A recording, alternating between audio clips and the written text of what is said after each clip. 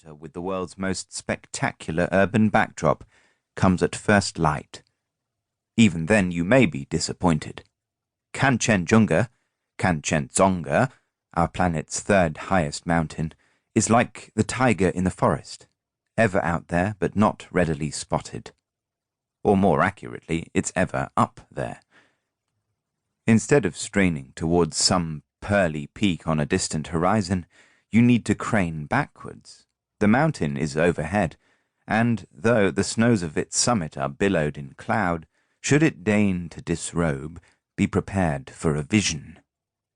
You are standing beneath an apotheosis, a shy, radiant deity. Even empire builders never forget their first sighting of Kanchenjunga. It is Friday, 19th of June, 1903.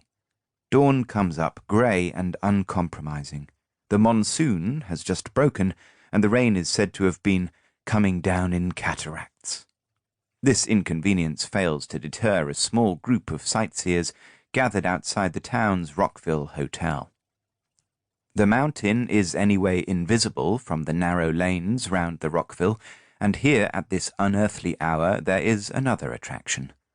Horses are being saddled, servants berated, last-minute orders issued.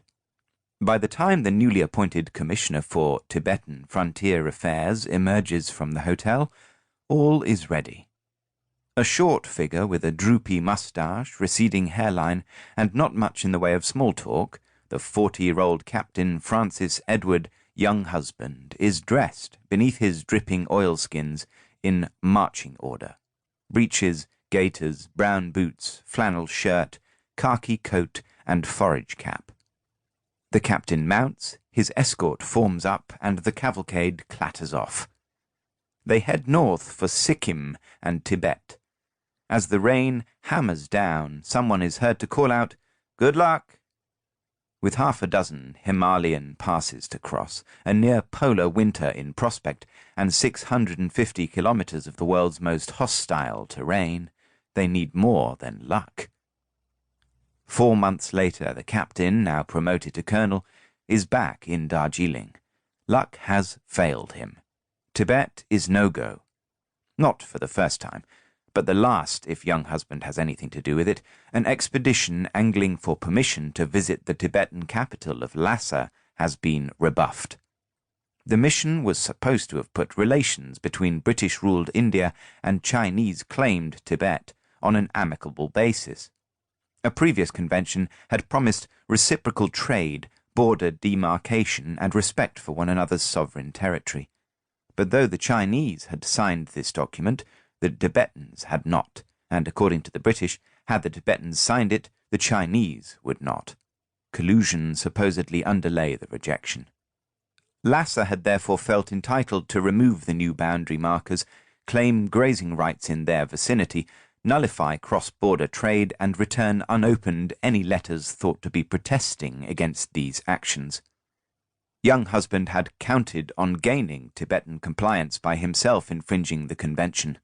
With an escort of 500 mainly Indian troops, plus countless servants, porters, and ponymen, his mission had crossed the British-protected state of Sikkim and clambered up a pass 5,200 meters above sea level, ASL, to set up camp at Kampa Dzong on the Tibetan soil. There they had indeed been met by a Tibetan delegation, but the delegates were thought to be of inferior rank, and neither empowered nor disposed to negotiate. Younghusband insisted that in the face of such intransigence his orders were to advance. The Tibetans insisted he must withdraw. Only when his mission had vacated Tibetan territory might even talks about talks be sanctioned. The standoff had lasted from June till October. Younghusband hadn't budged.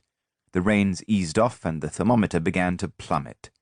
Tibetan troops were reportedly mobilizing to contest any further advance. A couple of Sikkimese subjects who were entitled to British protection and were in fact British spies were arrested and maltreated by the Tibetans. But that was only half the story. These insults would never have given rise to the dispatch of an expedition if the Tibetans had not added injury to them by their